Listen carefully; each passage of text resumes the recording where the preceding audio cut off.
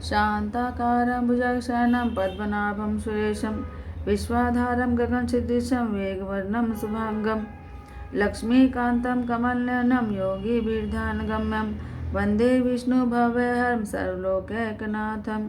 श्रीकृष्ण गोविंद हरे मुरारी, हे नाथ नारायण वासुदेव। श्रीकृष्ण गोविंद हरे मुरारी, हे नाथ नारायण वासुदेव। हे नाथ नारायण वासुदेव, हे नाथ नारायण वासुदेव। श्रीकृष्ण गोविंद हरे मुरारी, हे नाथ नारायण वासुदेव। श्रीकृष्ण गोविंद हरे मुरारी, हे नाथ नारायण वासुदेव। राधे कृष्णा कृष्णा कृष्णा राधे कृष्णा कृष्णा कृष्णा राधे कृष्णा कृष्णा कृष्ण राधे कृष्णा कृष्णा कृष्णा राधे कृष्णा कृष्णा कृष्णा राधे कृष्णा कृष्णा राधे कृष्णा कृष्णा कृष्णा राधे कृष्णा कृष्णा कृष्णा राधे कृष्णा कृष्णा कृष्ण राधे कृष्णा कृष्णा कृष्णा राधे कृष्णा कृष्णा कृष्ण राधे कृष्णा कृष्णा कृष्ण राधे कृष्णा कृष्णा कृष्णा राधे कृष्णा कृष्णा कृष्ण। बोलो श्री कृष्णचंद्र भगवान की जय। श्री परमात्मने नमः। श्रीमद् भगवत गीता प्रथमोध्याय। धृतराष्ट्र बोले, हे संजय, धर्म भूमि कुरुक्षेत्र में एकत्रित युद्ध की इच्छा वाले मेरे और पांडु के पुत्रों ने क्या किया। संजय बोले, उस समय राजा दुर्योधन ने व्यूह रचना युक्त पांडवों की सेना को देखकर और द्रोणाचार्य के पास जाकर यह वचन कहा, हे आचार्य, आपके बुद्धिमान शिष्य द्रुपद पुत्र धृष्टद्युम्न द्वारा व्यूहाकार खड़ी की हुई पांडु पुत्रों की इस बड़ी भारी सेना को देखिए। इस सेना में बड़े बड़े धनुषों वाले और युद्ध में भीम और अर्जुन के समान शूरवीर सात्यकी और विराट और महारथी राजा द्रुपद, धृष्टकेतु और चेकितान तथा बलवान काशीराज, पुरुजित, कुंती भोज और मनुष्यों में श्रेष्ठ सैव्य, पराक्रमी युधामन्यु और बलवान उत्तमोजान, सुभद्रा पुत्र अभिमन्यु और द्रौपदी के पांचों पुत्र, ये सभी महारथी हैं। हे ब्राह्मण श्रेष्ठ, अपने पक्ष में भी जो प्रधान हैं उनको आप समझ लीजिए। आपकी जानकारी के लिए मेरी सेना के जो सेनापति हैं उनको बतलाता हूँ। आप द्रोणाचार्य और पितामह भीष्म और कर्ण और संग्राम विजय कृपाचार्य और वैसे ही अश्वत्थामा, विकर्ण और सोमदत्त का पुत्र भूरिश्रव और भी मेरे लिए जीवन की आशा त्याग देने वाले बहुत से शूरवीर, अनेक प्रकार के शस्त्र अस्त्रों से सुसज्जित और सब के सब युद्ध में चतुर हैं। भीष्म पितामह द्वारा रक्षित हमारी यह सेना सब प्रकार से अजेय है और भोग द्वारा रक्षित इन लोगों की यह सेना जीतने में सुगम है। इसलिए सब मोर्चों पर अपनी अपनी जगह स्थित रहते हुए आप लोग सभी निस्संदेह भीष्म पितामह की सब ओर से रक्षा करें। कौरवों में वृद्ध बड़े प्रतापी पितामह भीष्म ने उस दुर्योधन के हृदय में हर्ष उत्पन्न करते हुए उस स्वर से सिंह की धाड़ के समान गरज कर शंख बजाया। इसके पश्चात शंख और नगाड़े और ढोल मृदंग और नरसिंगे आदि बाजे एक साथ ही बज उठे। उनका वह शब्द बड़ा भयंकर हुआ। उसके अनंतर सफ़ेद घोड़ों से युक्त उत्तम रथ में बैठे हुए श्री कृष्ण महाराज और अर्जुन ने भी अलौकिक शंख बजाए। श्री कृष्ण महाराज ने पांचजन्य नामक, अर्जुन ने देवदत्त नामक और भयानक कर्म वाले भीमसेन ने पौंड्र नामक महाशंख बजाया। कुंती पुत्र राजा युधिष्ठिर ने अनंत विजय नामक और नकुल और सहदेव ने सुघोष और मणि पुष्पक नामक शंख बजाए। शेष धनुष वाले काशीराज और महारथी शिखंडी और धृष्टद्युम्न और राजा विराट और अजय सात्यकी, राजा द्रुपद और द्रौपदी के पांचों पुत्र और बड़ी भुजा वाले सुभद्रा पुत्र अभिमन्यु, इन सभी ने हे राजन सब ओर से अलग अलग शंख बजाए और उन भयानक शब्द ने आकाश और पृथ्वी को भी गुंजाते हुए धृतराष्ट्रों के अर्थात आपके पक्ष वालों के हृदय विदीर्ण कर दिए। हे राजन, इसके बाद कपिधर अर्जुन ने मोर्चा बांधकर डटे हुए धृतराष्ट्र संबंधियों को देखकर उस शस्त्र चलाने की तैयारी के समय धनुष उठाकर ऋषिकेश श्री कृष्ण महाराज से यह वचन कहा, हे अच्युत, मेरे रथ को दोनों सेनाओं के बीच में खड़ा कीजिए, और जब तक कि मैं युद्ध क्षेत्र में डटे हुए युद्ध के विलासी इन विपक्षी योद्धाओं को भली प्रकार देख लूं कि इस युद्ध रूप व्यापार में मुझे किन किन के साथ युद्ध करना योग्य है, तब तक उसे खड़ा रखिए।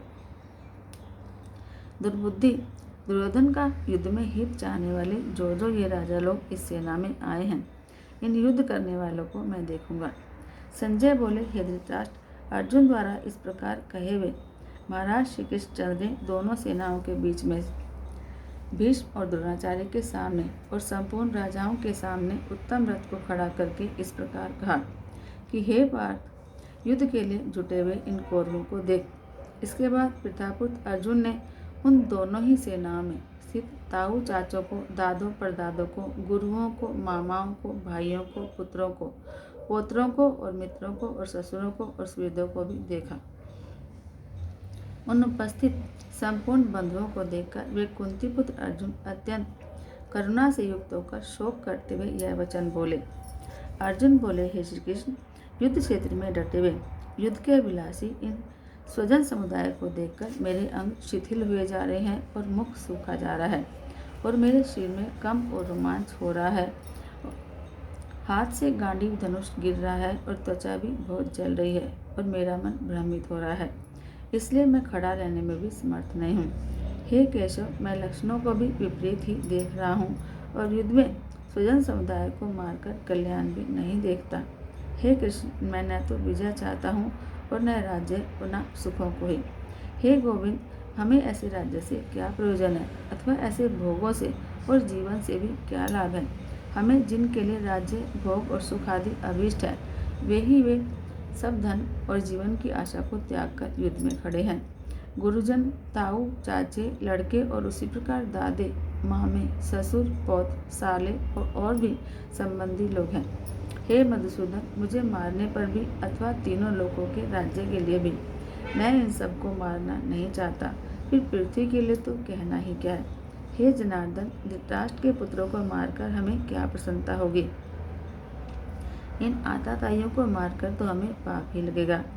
अतएव हे माधव, अपने ही बांधव धृतराष्ट्र के पुत्रों को मारने के लिए हम योग्य नहीं हैं, क्योंकि अपने ही कुटुंब को मारकर हम कैसे सुखी रहेंगे। यद्यपि लोभ से भ्रष्टित हुए ये लोग कुल के नाश से उत्पन्न दोष को और मित्रों से विरोध करने में पाप को नहीं देखते, तो भी ये जनार्दन, कुल के नाश से उत्पन्न दोष को जानने वाले हम लोगों को इस पाप से हटने के लिए क्यों नहीं विचार करना चाहिए। कुल के नाश से सनातन कुल धर्म नष्ट हो जाते हैं और धर्म के नाश हो जाने पर संपूर्ण कुल में पाप भी बहुत फैल जाता है। और हे कृष्ण, पाप के अधिक बढ़ जाने से कुल की स्त्रियां अत्यंत दूषित हो जाती हैं और हे वार्ष्णेय, स्त्रियों के दूषित हो जाने पर वर्ण संकर उत्पन्न होता है और वर्ण संकर कुल घातियों को और कुल को नरक में ले जाने के लिए ही होता है। लुप्त हुई पिंड और जल की क्रिया वाले अर्थात श्राद्ध और तर्पण से वंचित इनके पितर लोग भी अधोगति को प्राप्त होते हैं। इन वर्ण संकर कारक दोषों से कुल घातियों के सनातन कुल धर्म और जाति धर्म नष्ट हो जाते हैं। हे जनार्दन, जिनका कुल धर्म नष्ट हो गया है, ऐसे मनुष्यों का अनिश्चित काल तक नरक में वास होता है, ऐसा हम सुनते आए हैं। हाँ शोक, हम लोग बुद्धिमान होकर भी महान पाप करने को तैयार हो गए हैं, जो राज्य और सुख के लोभ से स्वजनों को मारने के लिए तैयार हो गए हैं। यदि मुझ शस्त्र रहित और सामना न करने वाले को शस्त्र हाथ में लिए हुए धृतराष्ट्र के पुत्र रण में मार डालें, तो वह मारना भी मेरे लिए अधिक कल्याणकारक होगा। संजय बोले, रणभूमि में शोक से उद्विग्न मन वाले अर्जुन इस प्रकार कहकर बाण सहित धनुष को त्याग कर रथ के पिछले भाग में बैठ गए। बोलो श्री कृष्णचंद्र भगवान की जय। श्रीमद् भगवद गीता के पहले अध्याय का महात्म। श्री पार्वती जी ने कहा, भगवान, आप सब तत्वों के ज्ञाता है। आपकी कृपा से मुझे श्री विष्णु संबंधी नाना प्रकार के धर्म सुनने को मिले, जो समस्त लोक का उद्धार करने वाले हैं। हे देवेश, अब मैं गीता का महात्म्य सुनना चाहती हूँ, जिसका श्रवण करने से श्री हरि में भक्ति बढ़ती है। श्री महादेव जी बोले, जिनका श्री विग्रह अलसी के फूल की भांति श्याम वर्ण का है, पक्षीराज गरुड़ ही जिनके वाहन है, जो अपनी महिमा से कभी च्युत नहीं होते और शेषनाग की शैया पर शयन करते हैं, उन भगवान महाविष्णु की हम उपासना करते हैं। एक समय की बात है, मुर दैत्य के नाशक भगवान विष्णु शेषनाग के रमणीय आसन पर सुखपूर्वक विराजमान थे। उस समय समस्त लोगों को आनंद देने वाली भगवती लक्ष्मी ने आदरपूर्वक प्रश्न किया। श्री लक्ष्मी जी ने पूछा, भगवान, आप संपूर्ण जगत का पालन करते हुए भी अपने ऐश्वर्य के प्रति उदासीन से होकर जो इस क्षीर सागर में नींद ले रहे हैं, इसका क्या कारण है? श्री भगवान बोले, सुमुखी, मैं नींद नहीं लेता हूँ, अपितु तत्व का अनुसरण करने वाली अंतर्दृष्टि के द्वारा अपने ही माहेश्वर तेज का साक्षात्कार करता हूँ। देवी, यह वही तेज है जिसका योगी पुरुष कुशाग्र बुद्धि के द्वारा अपने अंतःकरण में दर्शन करते हैं और जिसे मीमांसक विद्वान वेदों का सार तत्व निश्चित करते हैं। वह माहेश्वर तेज एक अजर प्रकाश स्वरूप आत्मरूप रोग शोक से रहित अखंड आनंद का पुंज निष्पन्द और द्वैत रहित है। इस जगत का जीवन उसी के अधीन है, मैं उसी का अनुभव करता हूँ। देवेश्री, यही कारण है कि मैं तुम्हें नींद लेता सा प्रतीत हो रहा हूँ। श्री लक्ष्मी जी ने कहा कि ऋषिकेश, आप ही योगी पुरुषों के ध्येय हैं। आपके अतिरिक्त भी कई ध्यान करने योग्य तत्व हैं। यह जानकर मुझे बड़ा कौतूहल हो रहा है। इस चराचर जगत की सृष्टि और संहार करने वाले स्वयं आप ही हैं। आप सर्वसमर्थ हैं। इस प्रकार की स्थिति में होकर भी यदि आप उस परम तत्व से भिन्न हैं, तो मुझे इसका बोध कराइए। श्री भगवान बोले, प्रिय, आत्मा का स्वरूप द्वैत और अद्वैत से पृथक, भाव और अभाव से मुक्त और आदि और अंत से रहित है। शुद्ध ज्ञान के प्रकाश से उपलब्ध होने वाला तथा परमानंद स्वरूप होने के कारण एकमात्र सुंदर है। वही मेरा ईश्वरीय रूप है। आत्मा का एकत्व ही सबके द्वारा जानने योग्य है। गीता शास्त्र में इसी का प्रतिपादन हुआ है। अमित तेजस्वी भगवान विष्णु के ये वचन सुनकर लक्ष्मी देवी ने शंका उपस्थित करते हुए कहा, भगवान, यदि आपका स्वरूप स्वयं परमानंदमय और मन वाणी की पहुँच के बाहर है, तो गीता कैसे उसका बोध कराती है? मेरे इस संदेह का आप निवारण कीजिए। श्री भगवान बोले, सुंदरी, सुनो, मैं गीता में अपनी स्थिति का वर्णन करता हूँ। क्रमशः 5 अध्यायों को तुम 5 मुख जानो, 10 अध्यायों को 10 भुजाएं समझो और 1 अध्याय को उधर और 2 अध्यायों को दोनों चरण कमल जानो। इस प्रकार ये 18 अध्यायों की वांगमय ईश्वरीय मूर्ति ही समझनी चाहिए। यह ज्ञान मात्र से ही महान पातकों का नाश करने वाली है। जो उत्तम बुद्धि वाला पुरुष गीता के 1 या आधे अध्याय का अथवा 1 या आधे या चौथाई श्लोक का भी प्रतिदिन अभ्यास करता है, वह सुशर्मा के समान मुक्त हो जाता है। श्री लक्ष्मी जी ने पूछा कि देव, सुशर्मा कौन था, किस जाति का था और किस कारण से उसकी मुक्ति हुई? श्री भगवान बोले, प्रिय, सुशर्मा बड़ी खोटी बुद्धि का मनुष्य था। पापियों का तो वह शिरोमणि ही था। उसका जन्म वैदिक ज्ञान से शून्य और क्रूरतापूर्ण कर्म करने वाले ब्राह्मणों के कुल में हुआ था। वह न ध्यान करता था, न जप और न होम करता था, न अतिथियों का सत्कार करता था। वह लंपट होने के कारण सदा विषयों के सेवन में ही आसक्त रहता था। हल जोतता और पत्ते बेचकर जीविका चलाता था। उसे मदिरा पीने का व्यसन था और वह मांस भी खाया करता था। इस प्रकार उसने अपने जीवन का दीर्घ काल व्यतीत कर दिया। एक दिन मूढ़ बुद्धि सुशर्मा पत्ते लाने के लिए किसी ऋषि की वाटिका में घूम रहा था। इसी बीच में काल रूपधारी काले सांप ने उसे डस लिया। सुशर्मा की मृत्यु हो गई। फिर वह अनेक नरकों में जा वहाँ की यातनाएं भोगकर मृत्यु लोक में लौट आया और वहाँ बोझ ढोने वाला बैल हुआ। उस समय किसी पंगु ने अपने जीवन को आराम से व्यतीत करने के लिए उसे खरीद लिया। बैल ने अपनी पीठ पर पंगु का भार ढोते हुए बड़े कष्ट से 7-8 वर्ष बिताए। एक दिन पंगु ने किसी ऊंचे स्थान पर बहुत देर तक बड़ी तेजी के साथ उस बैल को घुमाया। इससे वह थककर बड़े वेग से पृथ्वी पर गिरा और मूर्छित हो गया। उस समय वहाँ कौतूहलवश आकृष्ट बहुत से लोग एकत्रित हो गए। उस जन समुदाय में से किसी पुण्यात्मा व्यक्ति ने उस बैल का कल्याण करने के लिए उसे अपना पुण्य दान किया। तत्पश्चात कुछ दूसरे लोगों ने भी अपने अपने पुण्यों को याद करके उन्हें उसके लिए दान किया। उस भीड़ में एक वैश्या भी खड़ी थी। उसे अपने पुण्य का पता नहीं था, तो भी उसने लोगों की देखा देखी उस बैल के लिए कुछ त्याग किया। तदंतर यमराज के दूत उस मरे हुए प्राणी को पहले यमपुरी में ले गए। वहाँ यह विचार करके कि यह वैश्य के दिए हुए पुण्य से पुण्यवान हो गया है, उसे छोड़ दिया गया। फिर वह भूलोक में आकर उत्तम कुल और शील वाले ब्राह्मणों के घर में उत्पन्न हुआ। उस समय भी उसे अपने पूर्व जन्म की बातों का स्मरण बना रहा। बहुत दिनों के बाद अपने अज्ञान को दूर करने वाले कल्याण तत्व का जिज्ञासु होकर वह उस वैश्य के पास गया और उसके दान की बात बतलाते हुए उसने पूछा कि तुमने कौन सा पुण्य दान किया था। वैश्य ने उत्तर दिया कि पिंजरे में बैठा हुआ तोता प्रतिदिन कुछ पढ़ता है, उससे मेरा अंतःकरण पवित्र हो गया है, उसी का पुण्य मैंने तुम्हारे लिए दान किया था। इसके बाद उन दोनों ने तोते से पूछा। तब उस तोते ने अपने पूर्व जन्म का स्मरण करके प्राचीन इतिहास कहना आरंभ किया। शुक बोला, पूर्व जन्म में मैं विद्वान होकर भी विद्वता के अभिमान से मोहित रहता था। मेरा राग द्वेष इतना बढ़ गया था कि मैं गुणवान विद्वानों के प्रति भी ईर्ष्या भाव रखने लगा। फिर समय अनुसार मेरी मृत्यु हो गई और मैं अनेकों घृणित लोकों में भटकता फिरा। उसके बाद इस लोक में आया। सदगुरु की अत्यंत निंदा करने के कारण तोते के कुल में मेरा जन्म हुआ। पापी होने के कारण छोटी अवस्था में ही मेरा माता पिता से वियोग हो गया। एक दिन मैं ग्रीष्म ऋतु में तपे हुए मार्ग पर पड़ा था। वहाँ से कुछ श्रेष्ठ मुनि मुझे उठा लाए और महात्माओं के उनके आश्रम में भीतर रहकर एक पिंजरे में उन्होंने मुझे डाल दिया। आश्रम में उन्होंने मुझे पिंजरे में रखा, वहीं मुझे पढ़ाया गया। ऋषियों के बालक बड़े आदर के साथ गीता के प्रथम अध्याय की आवृत्ति करते थे।